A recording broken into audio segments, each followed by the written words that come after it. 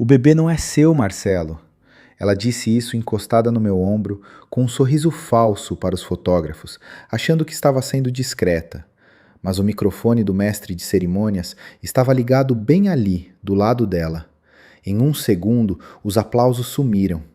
Eu vi 60 pares de olhos me encarando com uma mistura de pena e deboche, enquanto o buffet de luxo e as flores pareciam um cenário de enterro. Eu levei 16 anos para construir minha reputação naquela cidade, e a mulher que eu amava levou apenas 3 segundos para tentar me destruir com uma frase dita alto demais. Eu não disse uma palavra. Apenas senti o sangue fugir do rosto e uma calma estranha, quase fria, tomar conta de mim. Dei as costas para aquele palco improvisado, caminhei entre as mesas decoradas e saí pelo portão da chácara sem olhar para trás. Entrei na minha caminhonete, bati a porta e pela primeira vez em muito tempo, o silêncio pareceu a melhor música que eu poderia ouvir. Enquanto eu dirijo por essa estrada agora, essa lembrança voltou com uma força que eu nem consigo explicar. Olhar para as luzes dos carros passando no sentido contrário me faz pensar em como a vida da gente é cheia de caminhos que a gente não escolhe, mas acaba tendo que trilhar.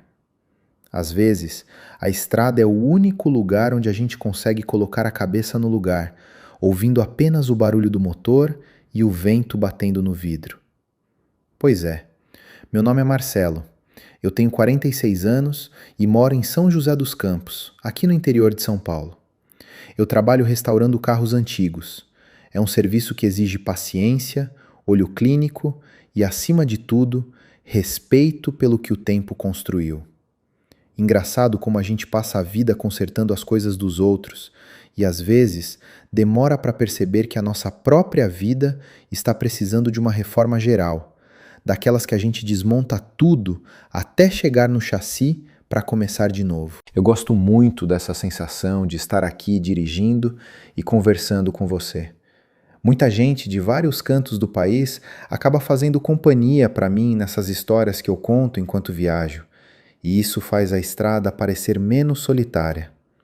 Se você também gosta desse clima, de ouvir um desabafo sincero de quem já passou por muita coisa, aproveita para se inscrever aqui e deixar seu gostei. Me conta aí nos comentários de qual cidade você está me ouvindo hoje. Eu gosto de imaginar por onde esses meus pensamentos estão passando agora. Eu sempre fui um homem de poucas palavras, mais de observar do que de falar. Talvez seja por causa da minha profissão. Quando você pega um motor de 40 anos atrás todo travado, você não resolve no grito. Você resolve com calma, ouvindo cada estalo, sentindo a resistência de cada parafuso.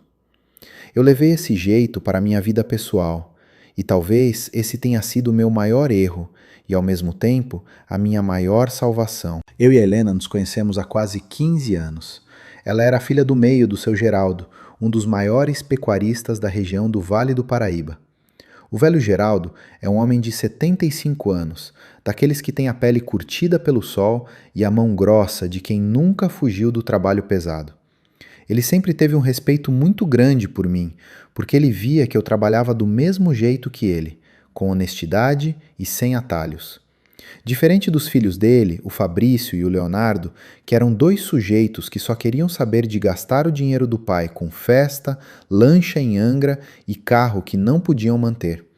O seu Geraldo sofria com isso. Ele via o patrimônio que construiu com tanto suor sendo jogado fora por dois herdeiros que não sabiam o que era calo na mão. Houve uma época, uns 8 anos atrás, em que a fazenda principal quase foi a leilão por causa de uma dívida que o Fabrício fez fazendo apostas erradas. Foi aí que o meu laço com o velho se apertou. Eu não sou rico, mas minha oficina sempre deu um lucro muito bom. Eu tinha uma reserva guardada para comprar um galpão novo. Quando vi o desespero do seu Geraldo, eu não pensei 2 vezes. Emprestei o dinheiro, ajudei a renegociar as dívidas e coloquei a contabilidade da fazenda nos trilhos de novo. Eu fiz isso porque ele era o pai da mulher que eu amava, mas também porque eu via nele um homem de valor que não merecia ser destruído pela incompetência dos filhos. O seu Geraldo nunca esqueceu aquilo. Ele dizia que eu era o único homem daquela família em quem ele podia confiar de olhos fechados. O tempo passou, o Vinícius nasceu e hoje ele já está com 9 anos. O moleque é a minha cara. Gosta de se sujar de graxa e de me ajudar a montar os carburadores na oficina. Eu achava que tinha tudo: uma esposa bonita, um filho que era o meu orgulho e o respeito do meu sogro. Mas a Helena sempre foi uma mulher que precisava de mais do que o sossego que eu oferecia. Ela gostava de brilhar, de estar nas rodas da alta sociedade da cidade, de ser vista. Nos últimos 2 anos, as coisas começaram a esfriar de um jeito estranho. Ela passou a se dedicar excessivamente a uma tal de fundação de caridade, participando de reuniões que entravam pela noite adentro. Eu, confiando nela plenamente, ficava em casa com o Vinícius, achando que ela estava apenas buscando um propósito além de ser mãe e esposa. Mas o cheiro da mentira é igual ao cheiro de óleo queimado. No começo você quase não nota, mas depois de um tempo ele impregna em tudo e você não consegue mais ignorar. Ela passou a ser crítica comigo. Reclamava que eu sempre estava com as mãos sujas, que meu assunto era sempre sobre carros, que eu não tinha ambição. Ela queria que eu fosse como os irmãos dela, vivendo de aparências. E enquanto ela me afastava, o celular dela se tornava uma extensão do corpo dela. Ela não largava o aparelho nem para tomar banho. Foi aí que o meu instinto de restaurador gritou. Eu senti que algo estava muito errado no motor da nossa relação. Quando a Helena anunciou a segunda gravidez, a alegria na cidade foi geral. O seu Geraldo fez questão de planejar um chá de revelação que parecia um casamento de luxo. Ele queria celebrar o herdeiro que estava vindo. Mas eu já estava vivendo um inferno particular. Nós quase não tínhamos mais contato físico há meses. Eu fiz as contas 1, 2, 10 vezes e o resultado nunca batia. O meu silêncio, que ela achava que era sinal de burrice ou aceitação, na verdade era o tempo que eu precisava para investigar. Eu contratei um rapaz, um investigador, que já tinha feito alguns serviços para advogados conhecidos meus. Em 3 semanas, ele me entregou o que eu não queria ver, mas precisava saber. Fotos, horários, locais. A Helena estava tendo um caso com o Paulo, um sujeito que trabalhava com ela nessas tais reuniões da fundação. Um cara que se dizia meu amigo e que já tinha sentado à minha mesa para almoçar. O golpe foi forte, mas o que me destruiu de verdade foi a dúvida. Se ela estava me traindo agora, o que garantia que o Vinícius era meu? Eu passei noites em claro na oficina, olhando para o teto, sentindo uma dor que nenhuma ferramenta no mundo conseguia consertar. Eu precisei ser frio. Levei o Vinícius para tomar um sorvete e, com a desculpa de uma brincadeira de médico, colhi o material para o DNA. Foram os 10 dias mais longos da minha vida, esperando aquele resultado chegar pelo correio. Quando o envelope chegou na oficina, eu não tive coragem de abrir na frente de ninguém. Fui para o fundo do galpão, sentei num banco de madeira velho e minhas mãos tremiam como se eu nunca tivesse segurado uma chave de fenda. Quando li o resultado, eu chorei. Chorei de alívio. O Vinícius era meu, 100% meu. Ali, naquele momento, eu decidi que não ia deixar aquela mulher destruir a minha vida nem a do meu filho. Mas eu não contei para ela. Eu deixei que ela continuasse com a farsa do chá de revelação. Deixei que ela gastasse o dinheiro do pai dela com aquela festa ridícula. Eu fui para a festa, coloquei meu melhor terno e sorri para os convidados, mas dentro do bolso do meu paletó eu carregava a prova da traição e o resultado do DNA que me dava a paz que eu precisava para lutar. O momento da revelação no gramado da chácara foi o ápice da crueldade dela. Quando ela se aproximou para sussurrar no meu ouvido que o filho era do Paulo, ela queria me aniquilar emocionalmente. Ela queria que eu vivesse o resto da vida sabendo que eu era um cornudo que sustentava o filho de outro. Mas o destino tem dessas coisas. O microfone de lapela que ela esqueceu de desligar fez o serviço por mim. O segredo dela virou notícia pública em segundos. Eu saí daquela festa sem olhar para trás, porque eu já tinha feito o que precisava ser feito. No banco do passageiro da minha caminhonete, agora, além daquele envelope com os laudos, tem uma pasta de couro preta. O que tem ali dentro É o que a Helena não imagina nem nos seus piores pesadelos. O seu Geraldo, o pai dela, me entregou algo anos atrás que ele nunca deu para os próprios filhos. Uma procuração de plenos poderes sobre o patrimônio da família, por causa daquela dívida que eu paguei e da confiança que ele tinha em mim para gerir os negócios deles. Ele sempre me disse: Marcelo, se um dia eu faltar, ou se esses meninos tentarem me roubar, você é quem manda em tudo. Eu nunca usei esse poder, nunca precisei. Mas enquanto eu dirijo aqui por essa estrada, olhando para o asfalto sumindo debaixo dos pneus, eu sei que amanhã, quando o sol nascer, a Helena vai descobrir que a humilhação que ela tentou me fazer passar no microfone foi o menor dos problemas dela. Ela não só perdeu o marido que a amava, como acabou de entregar para toda a cidade o motivo jurídico que eu precisava para ativar cada cláusula de proteção que o pai dela assinou comigo. A estrada está calma agora, e o motor da caminhonete parece que está cantando. Tem momentos na vida que a gente precisa deixar tudo queimar para ver o que sobra de verdade. E o que sobrou para mim foi o Vinícius, a minha oficina e uma vontade enorme de recomeçar, dessa vez sem nenhuma peça estragada no caminho. Depois que eu saí daquela festa, eu não tive coragem de voltar para casa. Eu não conseguia nem imaginar entrar naquela sala e ver as coisas da Helena, o cheiro dela, as lembranças de uma vida que agora parecia uma mentira completa. Eu fui para um hotel simples na beira da rodovia, paguei a diária e fiquei sentado na beira da cama, olhando para a parede.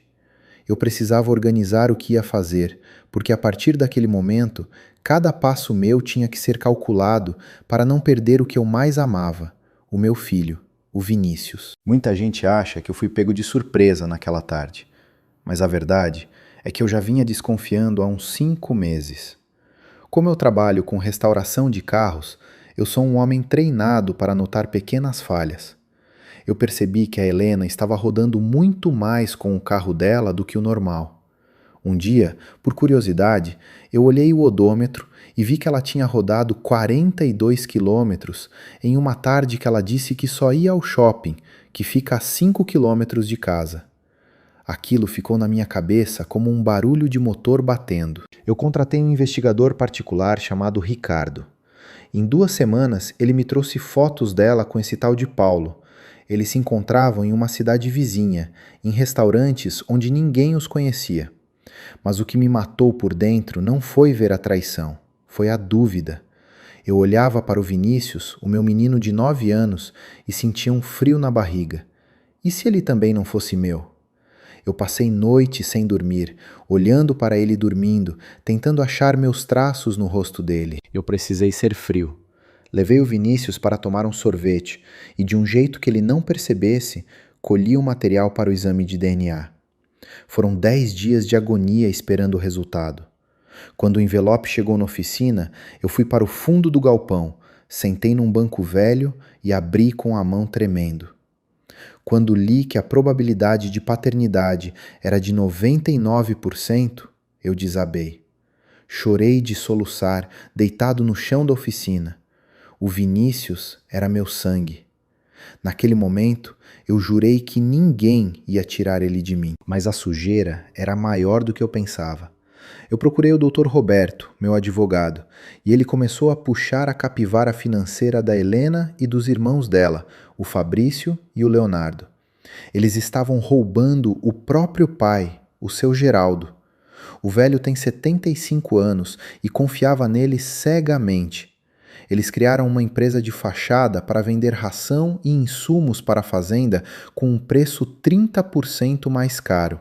E o pior, eles falsificaram a minha assinatura em vários documentos para me colocar como responsável por essas compras. Eles queriam que, se a conta chegasse, eu fosse o culpado. Sabe, é muito importante para mim poder contar isso aqui para você. Eu sei que tem muita gente que passa por situações parecidas e se sente sem saída.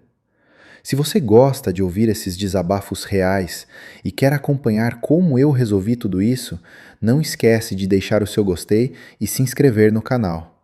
E me diz aí nos comentários, você já sentiu que alguém que você amava estava te usando para se dar bem? É uma decepção que dói mais que qualquer tapa. Eu guardei tudo isso em silêncio. Fui para o chá de revelação sabendo de cada traição, de cada centavo roubado, e com o laudo do DNA do Vinícius no bolso. Quando o microfone dela ficou aberto e ela gritou para todo mundo que eu não era o pai do bebê que ela estava esperando, ela achou que estava me destruindo. Mas ela só me deu o motivo público que eu precisava para agir sem parecer o vilão. Na manhã seguinte à festa, eu fui até a fazenda do seu Geraldo. Eu sabia que a Helena e os irmãos estariam lá, tentando fazer a cabeça do velho. Quando eu cheguei, o clima estava tenso. O seu Geraldo estava na varanda, com uma cara de quem não tinha dormido.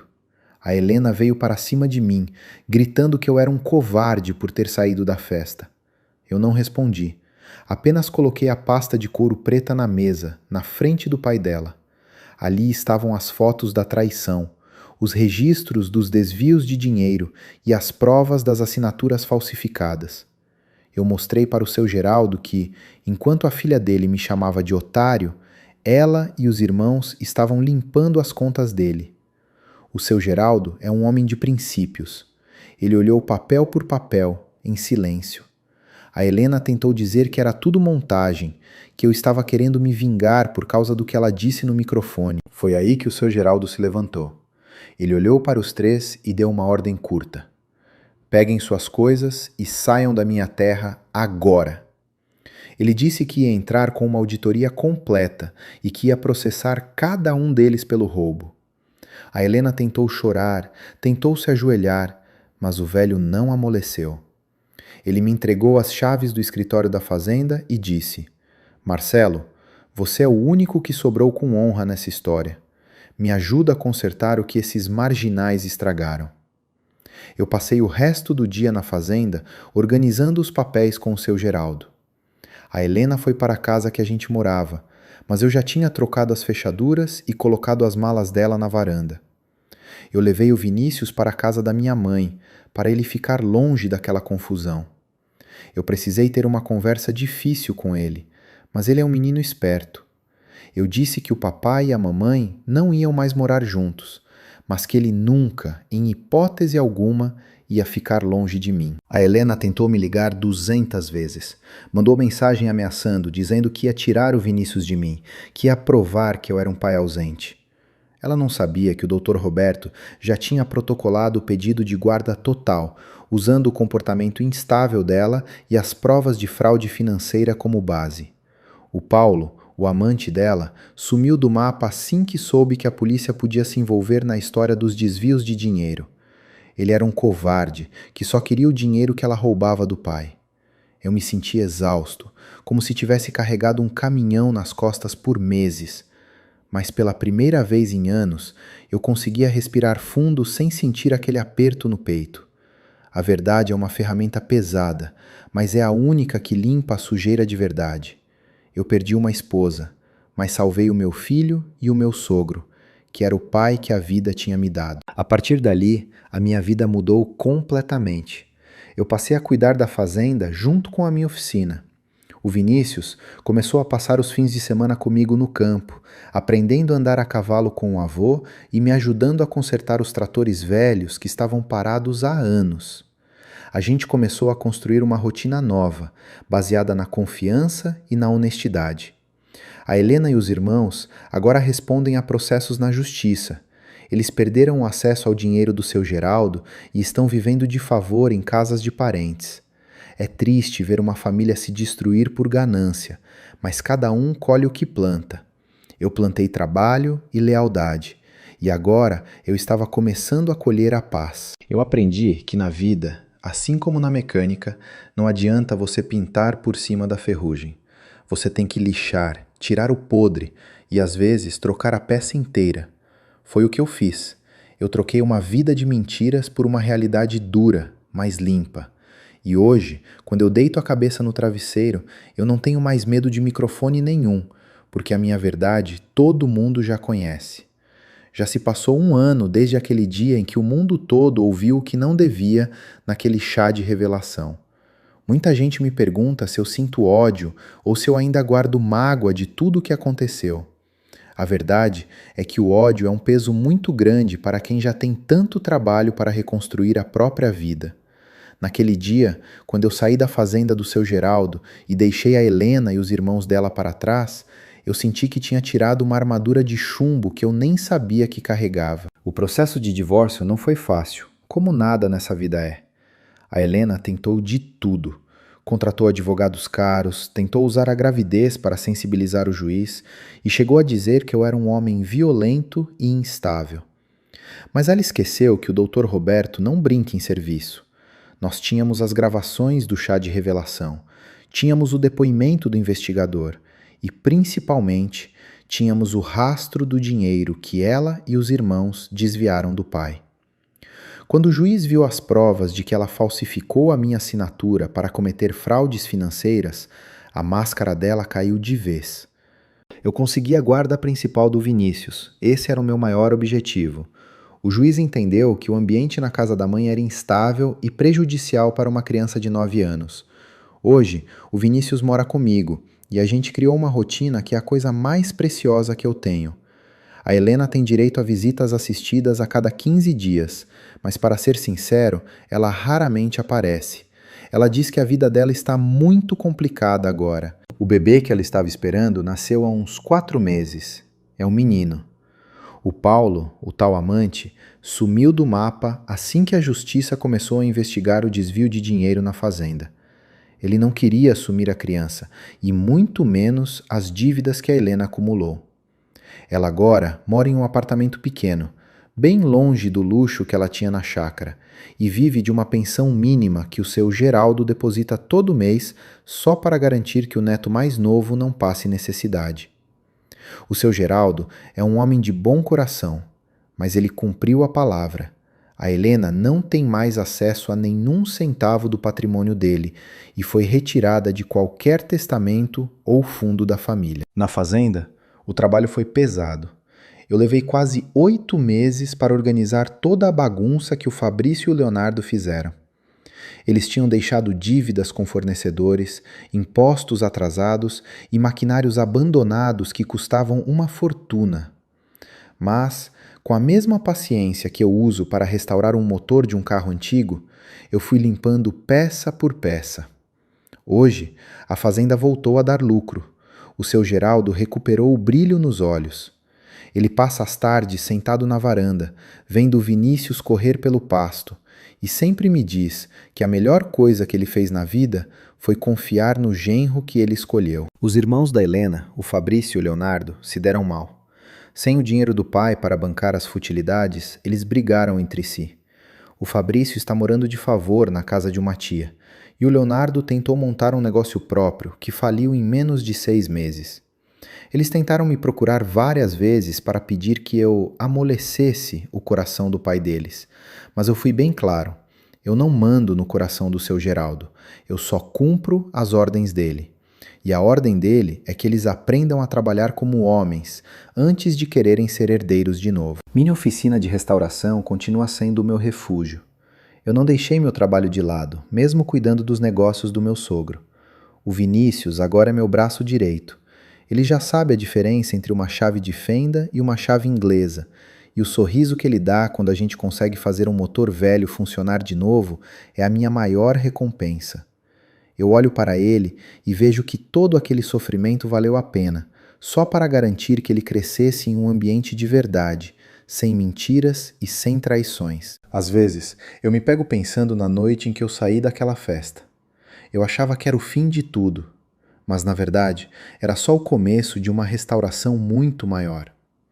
A vida da gente é como aqueles carros que chegam na minha oficina, todos amassados, enferrujados, com o motor batido e sem esperança nenhuma. Muita gente olha e diz que é melhor jogar no ferro velho. Mas se você tiver paciência, se você for fundo, tirar o que está estragado e colocar peças novas e honestas, o carro volta a rodar mais bonito do que quando era 0 quilômetro. Eu aprendi que a honra é algo que ninguém pode tirar de você, a menos que você deixe. A Helena tentou me humilhar em um microfone para 80 pessoas, mas ela só conseguiu mostrar quem ela era de verdade. Eu continuei sendo o Marcelo, o mecânico, o pai, o homem de palavra. E no fim das contas, é isso que fica. O dinheiro vai e vem, as festas acabam, as pessoas falsas desaparecem, mas a sua consciência limpa é o que te deixa dormir em paz toda noite. Hoje, quando eu olho para o futuro, eu não sinto mais medo.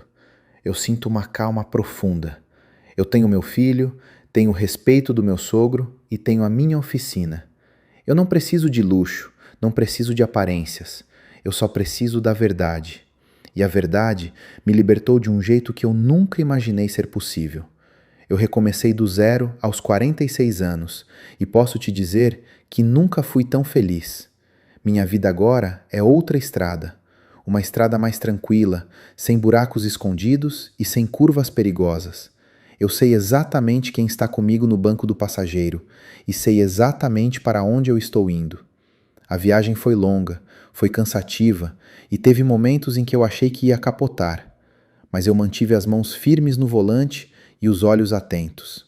E agora, finalmente, eu cheguei em casa. Se você também já passou por uma situação onde achou que tudo estava perdido e conseguiu dar a volta por cima, comenta aqui embaixo e compartilha a sua experiência comigo, pois a sua história pode ajudar outra pessoa que está passando por um momento difícil agora.